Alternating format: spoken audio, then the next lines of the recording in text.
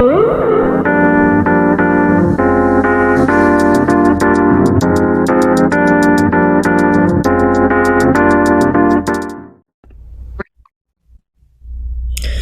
day to you, beautiful people. We are talking about a little bit about trauma today. Now, sometimes people don't realize that they've had traumatic events in their life. It doesn't have to be this big, huge thing that you're like, oh my God, this is so tragic.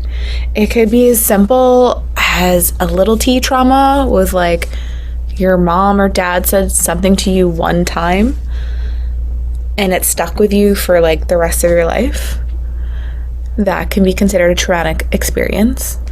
Or a bigger T trauma may look like a sudden death, a car accident, something that really impacted you like out of nowhere, you know. And trauma can look like things over time as well. So everyone has some form of trauma, whether we kind of relate to that or not. So when things in life make you feel not safe, or what we would call a trigger, this is an opportunity to repattern what's going on. So even in the sacred intimacy world, there have been triggers for me around certain things, such as being sensual with a feminine. Now, most are good in the sense of like a hug from your mom or a sister, or things like that, or like a nice back rub. Like that doesn't necessarily mean anything sexual unless you talk to some of the masculines out there. But it's really around just having this, just knowing sometimes things trigger you. So for me, it was always like my mom shamed me a lot as a kid around being curious about sex, because there isn't really a big conversation around that other than like maybe birds and bees talk, but that doesn't really explain a lot of things like hormonal changes as we're getting into the teenage years, and why is there hair, and why am I feeling so like tingly in my lady bits, or like why am I curious about, you know, how others look or whatever. Like it just, there's so many questions. And I feel like we're holding back, especially when we talk to children developing into adults, into teenagers. There's like all these steps, you know? And I don't think there's one right answer on how to address that. But I know so far what we've been explaining to people as sex education isn't really working. And this is another piece of why I want to be well versed in sacred ways of explaining intimacy. Because intimacy, again, isn't always intercourse. So yes, we need the sex talk and the STDs and diseases and chances of pregnancy and all those things. That's very important. And now what I'm saying is tacking on this other piece about how to love another human, how to communicate to another human, whether that's in a sexual, intimate conversation, or even just something that you feel is difficult to explain and express, you know?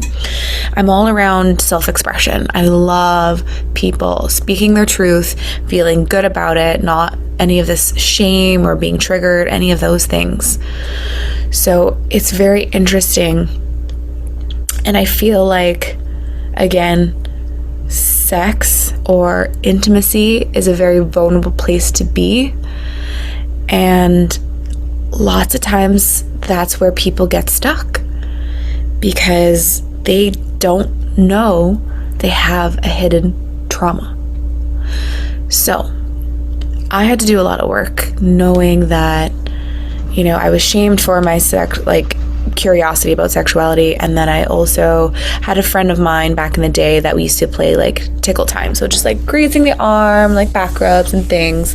She was 2 years older than me, And, you know, she developed hair and breasts before I did. So I was always like curious, obviously.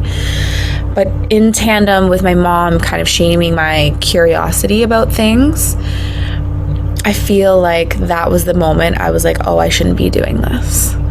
I shouldn't be touching another girl in that way. And then there was always that like talk about good touch, bad touch, whatever it was. And I was just like, it's a very confusing time for a kid, man. Like, especially teenagers, your hormones are raging. You just want to get jiggy with it. It's cool to be one that is not a virgin anymore. Like, it's all these things. And it's like,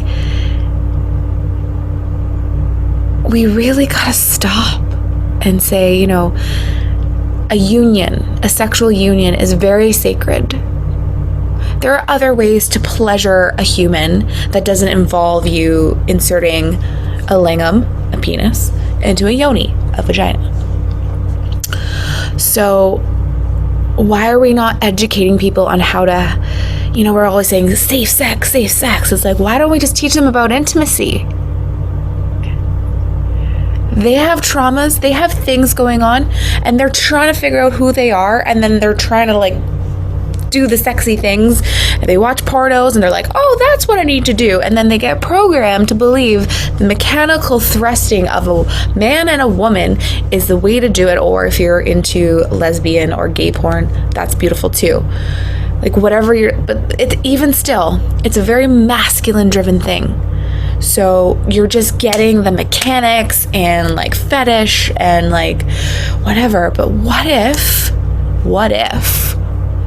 we started making films about intimacy, about there not needing to be a goal? Maybe we wouldn't be as triggered, or maybe we wouldn't feel unworthy because I'm built for sex, let's just say. Growing up, I felt like I was sex on a stick because I thought that's what men wanted, and I thought that's how I got their attention. And yes, I was a very sexual being, but there was another way to do or go about those energies, those hormone urges, all those things. I honestly wish, knowing what I know now, someone would have stopped me and said, hey, there's another way. So yeah, that's what I'm here to do also.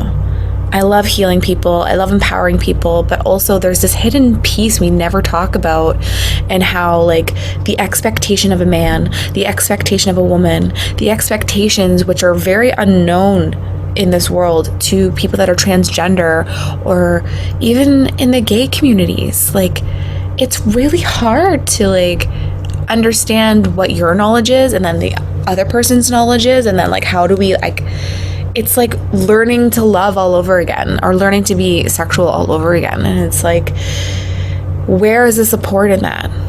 And I really want to, I'm so glad I'm speaking about this because it's a passion of mine to get where people are at and know what they deal with.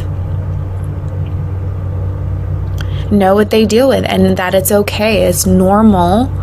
It's not odd. It's normal to deal with such things, but we're not taught that it's normal. So we're left with very fucked up views. I don't know if you're allowed to swear on here, but like very messed up views. And that's why I guide people in sensuality, sexuality, intimacy.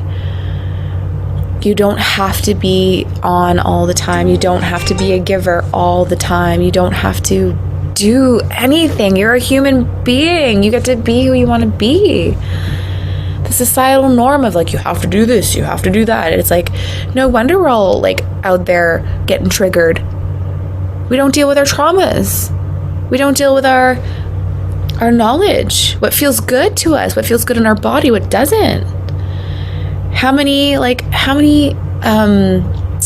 counts of like rape, or people being like, oh, he forced himself on me, and all this talk about consent. Like, there's no consent. Did you know that even when you're like married for 20 plus years, you still, in a conversation before you're intimate, should talk about where you're at physically, emotionally, before you go touching. Because I might be like randy one day and I'll like get jiggy with my husband, and then the next day I'm like, don't touch me. And it has nothing to do with him. It's just like in that moment, it doesn't feel good to me. And if I push past that, then I'm pushing past my own energy, my own boundary. And then I feel 10 times worse because I dishonored myself. Like we need to stop dishonoring ourselves just to get the instant gratification fix. There would be so less fighting, so less, oh, he did this, she did that.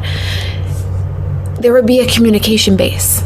And that's what I need. That's what I mean about intimacy. Intimacy to me is free-flowing communication, seeing the person as they are, just really getting that and immersing yourself in that beautiful, blissful state. And then again, if intercourse happens, beautiful, consensual, but beautiful. It doesn't need to be a certain way. So that's my chat. That's my talk today, is traumas and speaking your truth and sex education, man. Like, what up? So more to come on that, because this is just like a random thoughts of D, but that's okay. I like that I have random thoughts. It makes me feel good to know that I have random thoughts and that they are acceptable. So if you ever fear anything, if you are confused about anything in the intimacy realm, feel free to reach out. I'm always here. I would love to hear from you. I would love to hear what you actually deal with, because I live in my head. I live in my world. So let me know. And I'll catch you later.